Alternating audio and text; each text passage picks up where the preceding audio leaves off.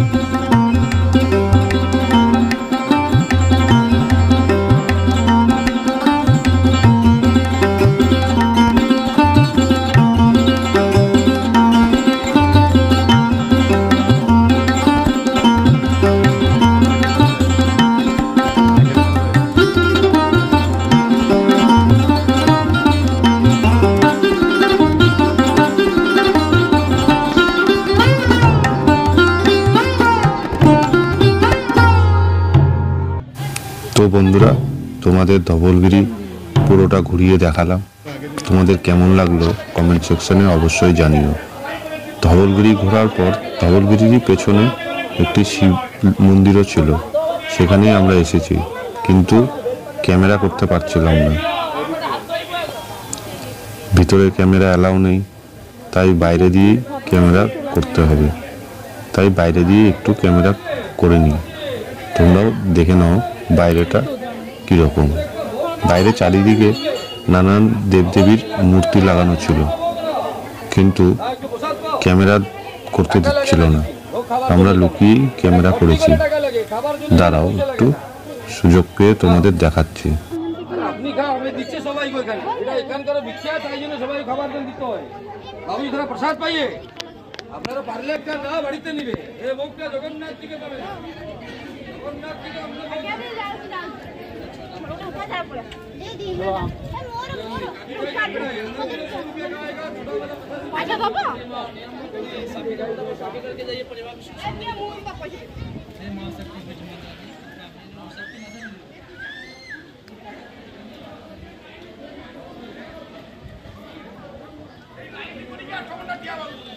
জগন্নাথ মন্দির লাইন থেকে এই করি বটি।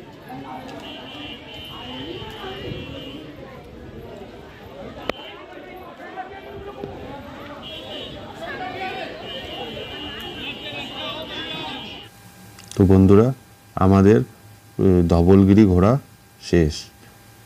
ধবলগিরি ঘুরে এখন আমরা আবার বাসে উঠে পড়েছি এবং যাচ্ছি নেক্সট ডেস্টিনেশনে। আমাদের নেক্সট ডেস্টিনেশন হলো লিঙ্গরাজ মন্দির। এই মন্দিরেও ক্যামেরা অ্যালাউ নেই। শুধু ক্যামেরা নয়, তোমার মানি ব্যাগ, বেল্ট সব খুলে যেতে হয় ওই মন্দিরে। তাই মন্দিরের ভিতরে তো কিছু দেখাতে পারবো না, বাইরেটাই দেখাবো। চলো, ওখানে গিয়েই দেখা হচ্ছে। चलिए,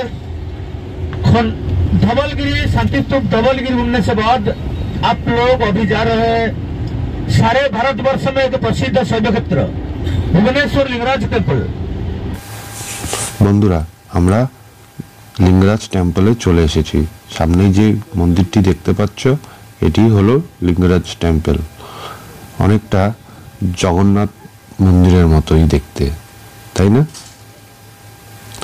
চলো, আমরা ভিতরে গিয়ে পুজো টুজো দিয়ে তারপরেই তোমাদের আবার দেখাচ্ছি। সামনেই স্টল আছে একটা, সেখানেই বেল্ট, মোবাইল, জুতো সব রেখে যেতে হয়।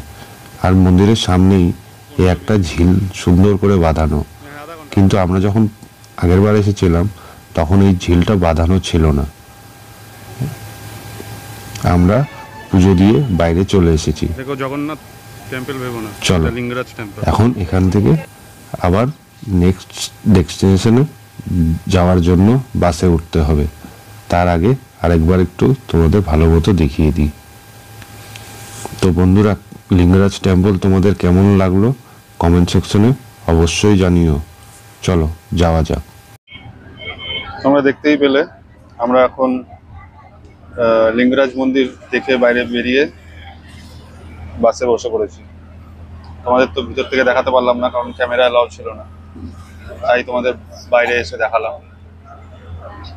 এখন আমরা যাচ্ছি খণ্ডগিরি দেখতে। এখন আমরা ভুবনেশ্বরের রাস্তার উপর দিয়ে যাচ্ছি। চলো তোমাদের।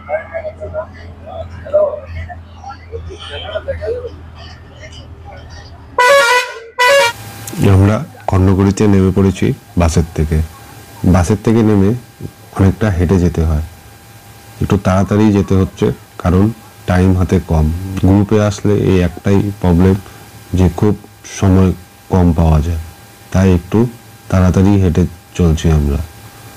আর একটু ছোলা কিনে নিয়েছি, কারণ ছোলা তো না, সরি বাদাম, কারণ এখানে অনেক হনুমান আছে, তাদের খাওয়ানোর জন্য। আমার ইচ্ছা আছে যে নিজের হাতে করে বাদাম খাওয়াবো, দেখি খাওয়াতে পারি কিনা। যদি পারি তবে তোমাদের দেখাবো। আগেরবার এসেছিলাম তখন দেখেছিলাম, কিন্তু তখন খাওয়াতে পারিনি।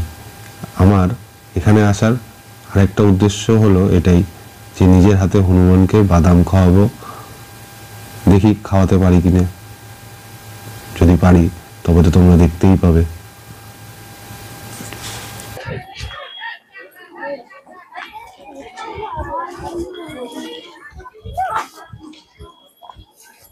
গ্রুপে বাসে আসার এটাই প্রবলেম। চলো, আমি তো এই উপরে থাকে।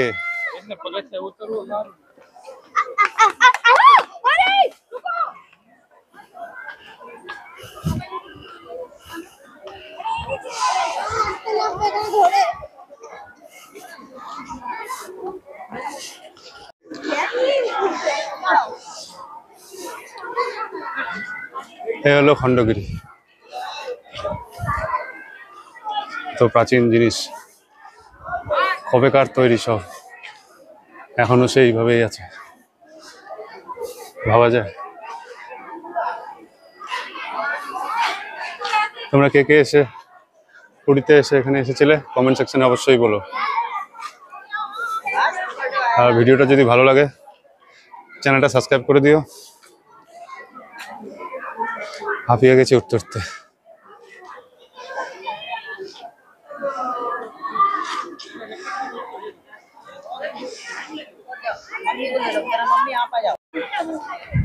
এই যে উপরে যে দূরে মন্দিরটা দেখতে পাচ্ছ, এটা হলো উদয়গিরি, আর এটা খণ্ডগিরি যেখানে আমরা দাঁড়িয়ে আছি।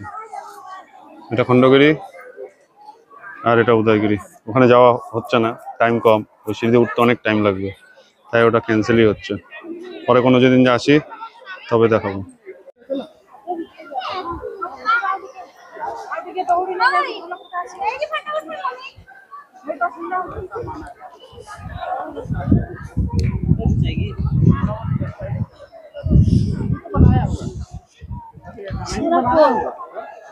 ওরা দাঁড়ায় পড়ছে। অসুবিধা হবে।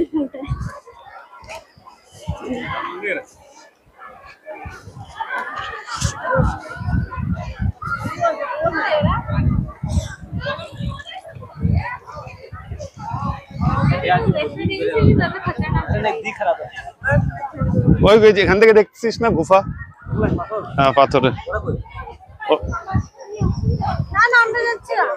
অনুষ্কারা কই? অনুষ্কারা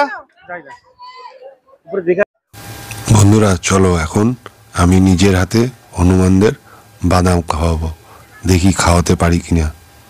একটু তো ভয় ভয় লাগছে যদি কিছু করে। আমি যতটুকু জানি এখানে হনুমানরা কিছুই করে না।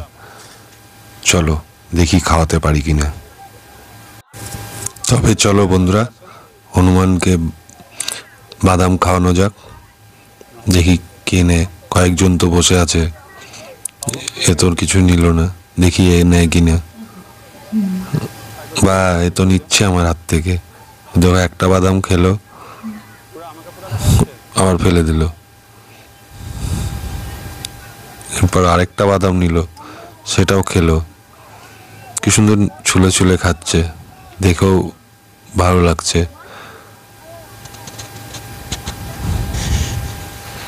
ভালোই লাগছে খাওয়াতে। না আর খাবে না। সবাই এত বাদাম দিতে দিতে ওদের বাদামের প্রতি অভক্তি হয়ে যাচ্ছে, ওই জন্য আর খাচ্ছে না। একটা দুটো খাচ্ছে আর খাচ্ছে না। চলো, এ এক নতুন পাওনা। এ দেখো, খাওয়াতে আসলাম বাদাম আর সে আমার ঘাড়ে বসে পাতা খাচ্ছে। ভালোই লাগলো। হনুমানকে কান্ধে বসিয়ে খাওয়ালাম, বাদাম দিলাম। এটা করার জন্য আমি এখানে এসেছিলাম, কারণ এটা আগে দেখে গেছিলাম, অত আসার ইচ্ছা ছিল না, শুধু এটার জন্যই যাওয়া। কেমন লাগলো তোমাদের বলো কমেন্ট করে। বন্ধুরা আমাদের সাইট সিন করা কমপ্লিট। এখন হোটেলের দিকে রওনা হবো, কিন্তু যেতেও 2-2.5 ঘন্টা টাইম লাগবে, তখন অন্ধকার হয়ে যাবে, আর কিছু দেখানোর থাকবে না। তাই ভিডিওটা এখানেই শেষ করলাম। ভালো থেকো, সুস্থ থেকো। আর একটা কথা, যদি ভিডিওটা ভালো লাগে তাহলে সাবস্ক্রাইব করে দিও এবং কমেন্টও করো। হোটেল আমার ব্যবস্থা